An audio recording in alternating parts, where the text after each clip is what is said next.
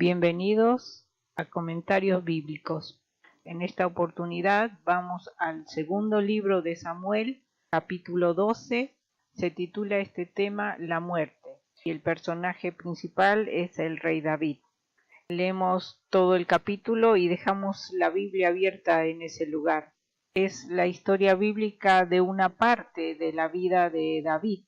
Comete pecado de adulterio y crimen. David, después de un periodo donde se aleja de Dios y va en decadencia, tomando sus propias decisiones, obedeciendo a la voz interior y tomando la posición de Dios. La misma situación se repite desde el principio de la desobediencia en Génesis y su vida va cada vez más en descenso, hasta que es advertido por el profeta Natán, donde le cuenta una historia donde David se ve reflejado, pero curiosamente juzga como malvado de la historia, cuando en realidad el personaje era David él mismo. Pero David se arrepiente cuando es enfrentado y él dice: pequé contra Dios.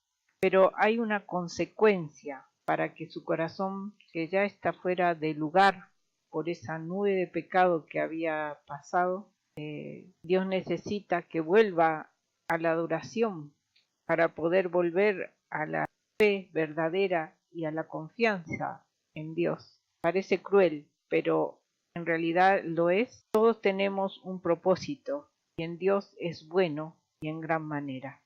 Bueno, vamos al versículo 15 de Natán y dice: y Natán se volvió a su casa, y Jehová hirió al niño que la esposa de Urías había dado a luz de David, y enfermó gravemente. Fue Jehová quien hirió al niño. Había en ese niño un propósito de Dios. En el versículo 16 dice: entonces David rogó a Dios por el niño, y ayunó David, y entró, y pasó toda la noche acostado en tierra.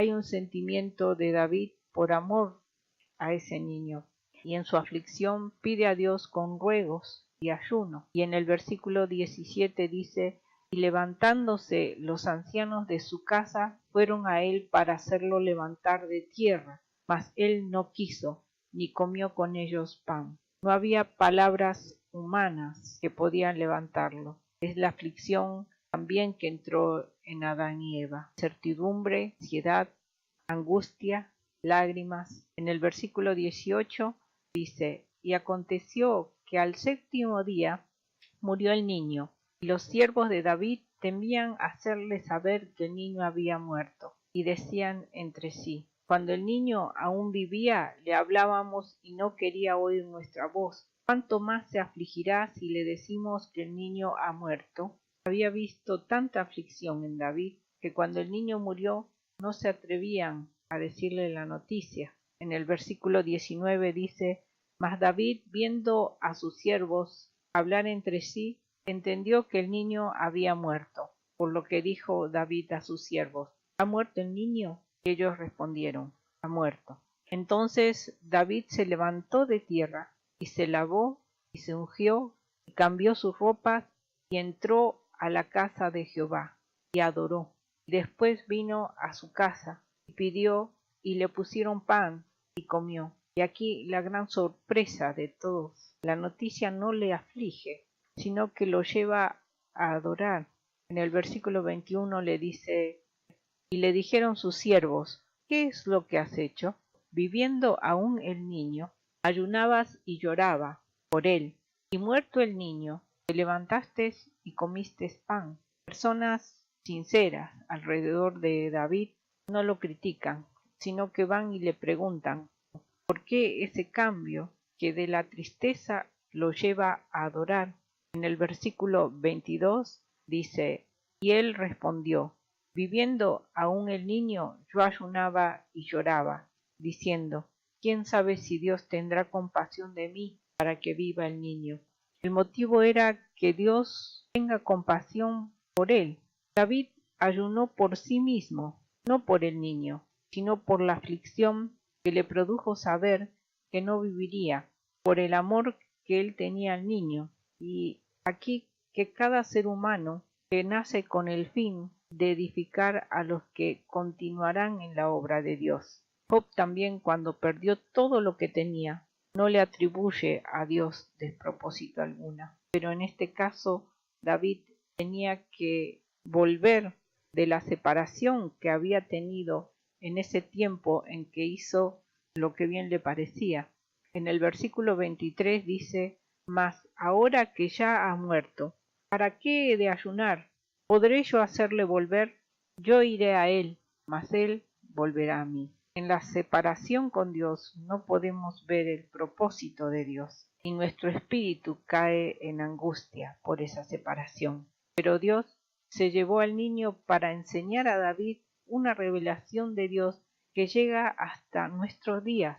Él dice: «Yo iré a él, mas él no volverá a mí». Vuelve toda su confianza en Dios, la posición correcta delante de Dios. Todo lo que había perdido en tiempos que decidía por él mismo, ahora lo vuelve a recuperar en esa relación con Dios. David pudo entender de parte de Dios que volverá a verlo, irá a su encuentro. Dios se llevará a quien amamos y llega el luto. Pero ¿por quién estamos de luto? Por nuestras propias aflicciones. Es necesario las aflicciones, pero David aceptó lo que Dios hizo.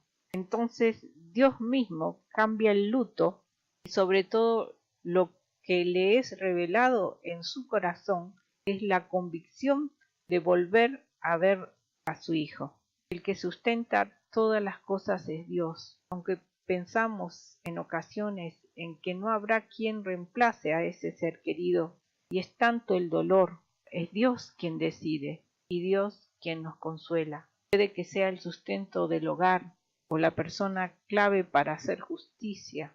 Si somos buenos es porque Dios nos ha dado esa bondad. Si proveemos es porque Dios nos ha dado la provisión. Todas nuestras necesidades son cubiertas por Dios, no por la persona que nosotros pensábamos que nos sostenía. No proviene del mundo ni de la persona en sí. Sí hay aflicción por algo o por alguien, pero solo Dios es quien levanta. Y si aún vivimos en luto, podemos ir a Dios para que nos conceda lo que concedió a David. Se levantó de tierra, dice en el versículo 20, se lavó y se ungió y cambió su ropa y entró en la casa de Jehová y adoró. La muerte libera, sobre todo cuando vivimos de cerca el sufrimiento. Y es mucho mejor partir, dice Pablo. Pero estamos en esta tierra con una misión que es importante terminar cuando Dios así lo diga.